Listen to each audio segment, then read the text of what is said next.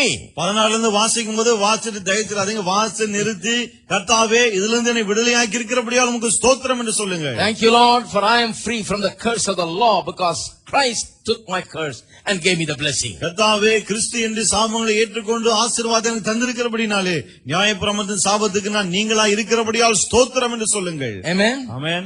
If you hear anybody preaching, say, threatening you like that, from one of these verses, it says, thank God, brother, it's not for me. இந்த வசனத்தை வச்சு யாராவது உங்களை பயம் காட்டுற மாதிரி பிரசங்கம் பண்ணா சொல்லிடுங்க, பிரதர் அது எனக்கு இல்ல அப்படின்னு. That's not for me, brother. அது எனக்குரியது அல்ல. I love God, I want to obey God, I want to walk in His ways, I am blessed. நான் தேவனை நேசிக்கிறேன், தேவனை கீழ்ப்படிய விரும்புகிறேன், அவருடைய வழியில் நடக்க விரும்புகிறேன், நான் ஆசீர்வதிக்கப்பட்டிருக்கிறேன்.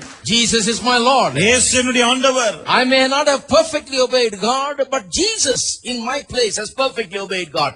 I am in Christ, therefore I am blessed. நான் தேவனுக்கு பூரணமாய் கீழ்ப்படியாமல் இருக்கலாம், ஆனா இயேசு என்னுடைய ஸ்தானத்திலே தேவனுக்கு பூரணமாய் கீழ்ப்படிந்திருக்கிறபடினாலே அவருக்குள்ளே நான் இருக்கிறபடினாலே நான் ஆசீர்வதிக்கப்பட்டிருக்கிறேன். I'm just riding on the blessing. அவருடைய ஆசீர்வாதத்தை I'm riding on the blessing. அந்த ஆசீர்வாதத்தின் மேலே நான் பயணித்துக் கொண்டிருக்கிறேன். That's all. அவ்வளவுதான். I am in Jesus Christ. நான் கிறிஸ்து இயேசுவுக்குள்ளே இருக்கிறேன். He is blessed and I am blessed. அவர் ஆசீர்வதிக்கப்பட்டிருக்கார், ஆகவே நானும் ஆசீர்வதிக்கப்பட்டிருக்கேன். But just look at the curses, it's horrible. It's amazing. இந்த சாபங்களை வாசிச்சு பாருங்க, பயங்கரமா இருக்கு, ரொம்ப ஆச்சரியமாவும் இருக்கு. Let's not read all of that. எல்லாத்தையும் வாசிக்க வேண்டாம். Let's go to 65 and 66. 65 66 மட்டும் வாசிப்போம். 65 and 66. 65 66. There's a long list of curses. அந்த சாபங்களின் பட்டியல் ரொம்ப பெருசா இருக்கு. I don't think any of us want any of this. அது ஒண்ணு கூட நம்ம யாரும் விரும்ப மாட்டோம்னு நினைக்கிறேன். Amen. That's why you'll never find this in any calendar. These verses. ஆவேதான் வசனங்களை ஒரு காலண்டர்ல கூட பார்க்க முடியாது. இந்த வசனங்கள் எந்த காலண்டர்லயும் வராது. வந்தால் அந்த கம்பெனி மூடப்படும். Nobody will buy it. யாராலும் வாங்க மாட்டாங்க. All right. But it comes in preaching. ஆனா பிரசங்கத்துல எல்லாம் வந்து இருக்கு. Right. All right. 65 and 66. 65 66. And among these nations shalt thou find no ease, neither shall the sole of thy foot have rest.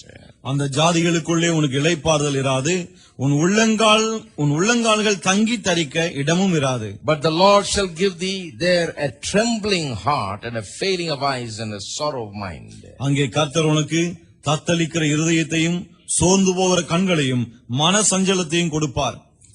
Trembling heart. தத்தளிக்கிற இருதயம். Did you say that? Did you see that? A trembling heart. தத்தளிக்கிற இருதயம். That is the thing that is talking about fear, I believe.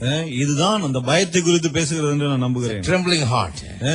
தத்தளிக்கிற இருதயம். Verse 66. And thy life shall hang in doubt before thee, and thou shalt fear day and night, and shall have none assurance of thy life. உன் ஜீவன் உனக்கு சந்தேகத்தில் ஊசலாடும், உன் ஜீவனை பற்றிய நம்பிக்கை இல்லாமல் இரவும் பகலும் திகில் கொண்டிருப்பாய். You'll fear day and night. இரவும் பகலும் பயப்படுவாய். We've seen people fear at night, but if you fear day and night, you got a real problem. ராத்திரில பயப்படுறவங்கள பார்த்திருக்கோம், ஆனா இரவும் பகலும் பட்ட பகலே பயப்படுறவனா அப்ப ஏதோ பிரச்சனை இருக்குன்னு அர்த்தம். But we are redeemed from these curses. ஆனால் இந்த சாபங்களிலிருந்து நாம் விடுதலை ஆக்கப்பட்டு இருக்கிறோம். So any time you have some kind of an encounter with this kind of fear, ஆகவே எப்போதானாலும் சரி இப்படிப்பட்ட ஒரு பயத்தை நீங்கள் சந்திக்க நேரும் என்றால், anytime you find your heart trembling, எப்போதாவது உங்களுடைய இருதயம் தத்தளிக்கிறதை நீங்கள் கண்டால், palpitating, படபடபடன்னு அடிக்கிற மாதிரி இருந்தா, and you feel a fear coming on you, ஒரு விதமான பயம் உங்கள் மேல் வருவதை கண்டால், fear maybe that you're going to die, or fear that something bad is going to happen to you, நான் மரித்து விடுவேன் என்கிற பயம், ஏதாவது கெட்டது நடந்து விடுமோ என்கிற பயம், all of a sudden you're sweating because you think the children are out and something bad is going to happen, பிள்ளைங்க வெளியே இருக்காங்க, ஏதாவது கெட்டது நடந்துருமோ நினைச்சு வேர்க்க ஆரம்பித்து விட்டால், that kind of thing. அப்படிப்பட்ட ஒரு காரியம். Lot of people have that. நிறைய பேருக்கு அப்படி எல்லாம் இருக்கு. But when you have that, you know what you need to do? ஆனா அப்படி நடக்கும்போது என்ன செய்ய வேண்டும் தெரியுமா? You need to assert yourself and stand up and speak for yourself. நீங்கள் உறுதியாய் நின்று உங்களுக்காக நீங்கள் பேச வேண்டும். You need to say, fear, I have no part of you. You are not to be a part of my life. Jesus Christ, through the cross of Calvary, has set me free from you. என்ன சொல்ல வேண்டும்? பயமே, உனக்கு என்னிடத்தில் எந்த பங்கும் கிடையாது. இயேசுவானவர் கல்வாரி சிலுவையின் மூலமாய் பயத்திலிருந்து என்னை விடுதலையாக்கி விட்டார். Therefore, I will not receive this trembling heart. ஆகவே இந்த தத்தளிக்கிற இருதயத்தை நான் ஏற்றுக்கொள்ள மாட்டேன். I will not allow this heart to tremble. இந்த இருதயம் தத்தளிக்க நான் அனுமதிக்க I will மாட்டேன். not fear night and day. நான் இரவும் பகலும் திகில் கொள்ள I மாட்டேன். will not fear my circumstances. என் சூழ்நிலையை கண்டு பயப்பட மாட்டேன். Stand up right in the middle of that. அவைகள் மத்தியிலே எழுந்து நிற்பேன். Don't just lay down and curl yourself up. சும்மா அப்படியே படுத்துட்டு ஏதாவது பயந்து நடுங்கிட்டு இருக்காதீங்க. Don't just panda முழிக்காதீங்க. Don't be just blinking. சும்மா திருத்துன்னு முழிக்க வேணாம். No. வேண்டாம். Get up எழுந்திருங்க. and begin to speak the truth of God's word. சத்தியத்தை, தேவனுடைய வார்த்தையின் சத்தியத்தை பேச ஆரம்பியுங்கள். Because this fear is a curse and you are set free from that curse. ஏனென்றால் அந்த பயம் என்பது சாபம், அந்த சாபத்திலிருந்து நீங்கள் விடுதலை ஆக்கப்பட்டிருக்கிறீர்கள். Jesus died on the cross to set you free from the curse. சாபத்திலிருந்து உங்களை விடுதலையாக்கவே இயேசு சிலுவையிலே மரித்தார். Curse of every kind. எல்லா விதமான சாபம். And this is one of the curses.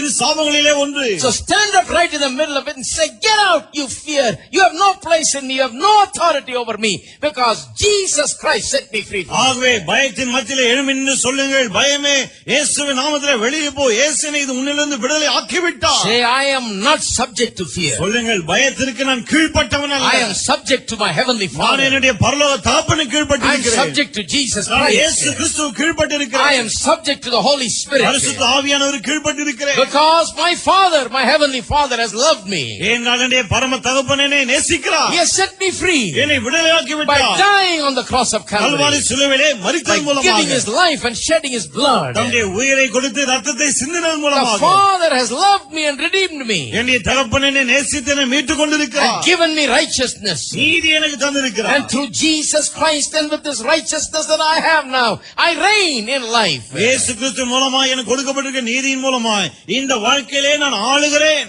Talk to fear and tell it these things. பயத்தை பார்த்து பேசுங்கள், இந்த காரியங்களை சொல்லுங்கள் அதை நோக்கி. You see, that is what 2 Corinthians 10 verses 3 to 5 talks about. 2 கொரிந்தியர் 10 முதல் 5 வசனங்கள் அதை தான் பேசுகிறது. You remember that? ஞாபகம் இருக்கா உங்களுக்கு? Casting down imaginations.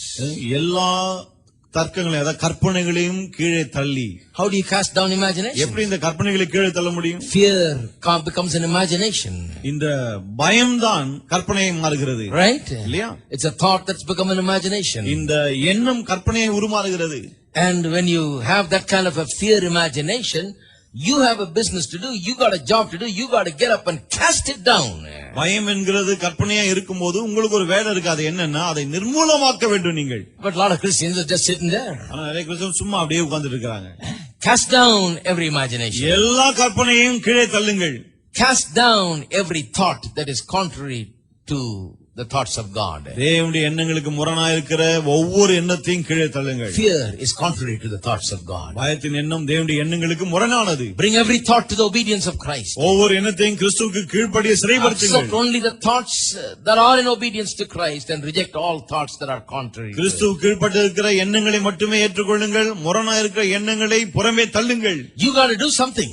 நீங்க ஏதோ ஒண்ணு செய்யணும். But you know, a lot of Christians, are in the business of putting fear inside of them. ஆனா நிறைய கிறிஸ்தவங்களை பாருங்க, அவங்களுக்குள்ள அவங்களே பயத்தை போட்டுக்கிறாங்க.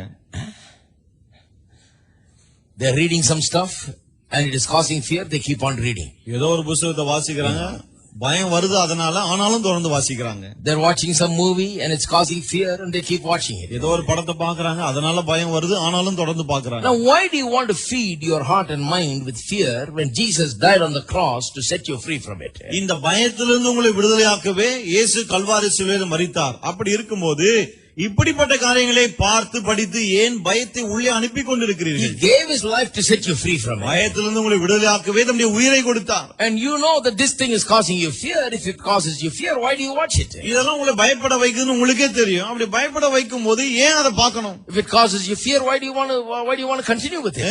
அதனால பயம் வருதுன்னா ஏன் தொடர்ந்து பார்க்கிறீர்கள்? Why do you want to give fear producing input?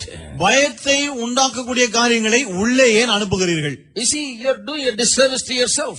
உங்களுக்கு நீங்களே கெடுதல் செய்து You're not கொள்கிறீர்கள். casting down imaginations. You're not bringing into captivity every thought to the obedience of Christ. நீங்கள் இந்த கற்பனைகளை கீழே தள்ளவில்லை, கிறிஸ்துவுக்கு கீழ்ப்படியாத ஒவ்வொரு எண்ணத்தையும் சிறைப்படுத்தாமல் இருக்கிறீர்கள். Cast down those thoughts. அந்த எண்ணங்களை